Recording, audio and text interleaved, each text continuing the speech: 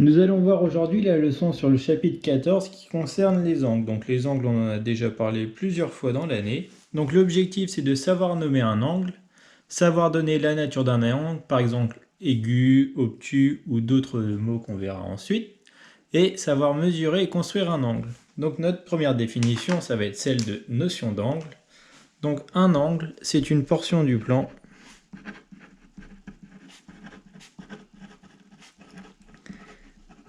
délimitée par deux demi-droites. Et il faut que ces deux demi-droites aient bien sûr la même origine.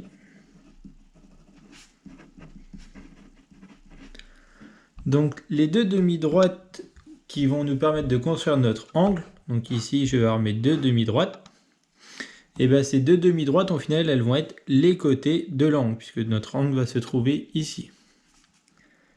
Donc ces deux demi-droites sont les côtés de l'angle.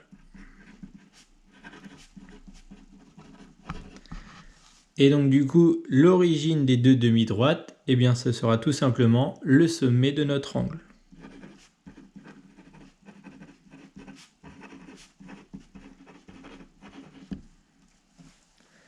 La notation. Donc un angle, il va se noter à l'aide de trois noms de points surmontés d'un chapeau, puisque ici on aura dans notre exemple nos deux droites et notre sommet. Mais dans un triangle, on aura bien 3 points. Le nom du sommet il va s'écrire entre le nom des deux autres points. Donc dans ma première figure, ici, j'ai mes deux demi-droites d'origine O. Donc ma demi-droite d'origine OX et ma demi-droite d'origine OY. Donc ici, nous avons le sommet de l'angle. Ici, nous avons donc les côtés de l'angle.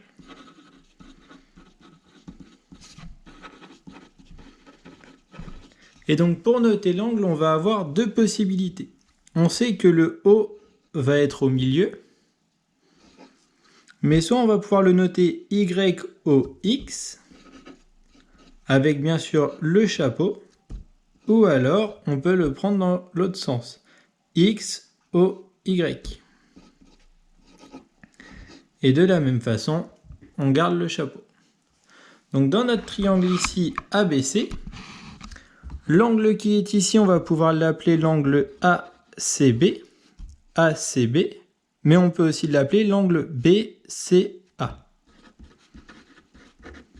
Toujours le C au milieu avec le chapeau. Ici, nous allons avoir l'angle CAB ou alors l'angle BAC. Et pour l'angle ici, nous allons avoir CBA ou ABC.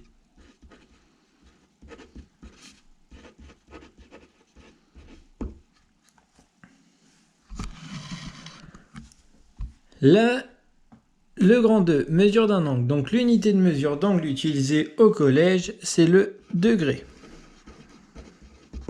Nous l'avions déjà vu. Et donc un angle droit, il mesure combien? 90 degrés. Nous l'avons vu lors du chapitre sur les quadrilatères avec nos carrés, nos rectangles. Et donc nous avons différents types d'angles. Ici, nous avons un angle qui est sur la même origine. Donc notre angle au final, on le prend de ce côté-là et on repart par ici. Donc notre angle va faire 0 degré et c'est ce qu'on va appeler un angle nul. Ici, nous avons notre angle droit. Donc c'est un angle droit et on sait qu'il mesure 90 degrés. Ici, nous avons un angle qui est compris entre 0 et 90 degrés. C'est ce qu'on appelle un angle aigu. Entre 0 degré et 90 degrés. Nous avons ici un angle qui est supérieur à 90 degrés, mais inférieur à un angle à 180. C'est ce qu'on appelle un angle obtus.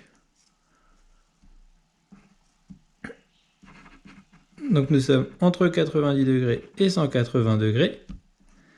Et ici, c'est ce qu'on appelle un angle plat, puisqu'on voit que notre angle, il va faire tout le demi-cercle. Donc c'est comme si sur notre apporteur, on faisait tout ce chemin-là.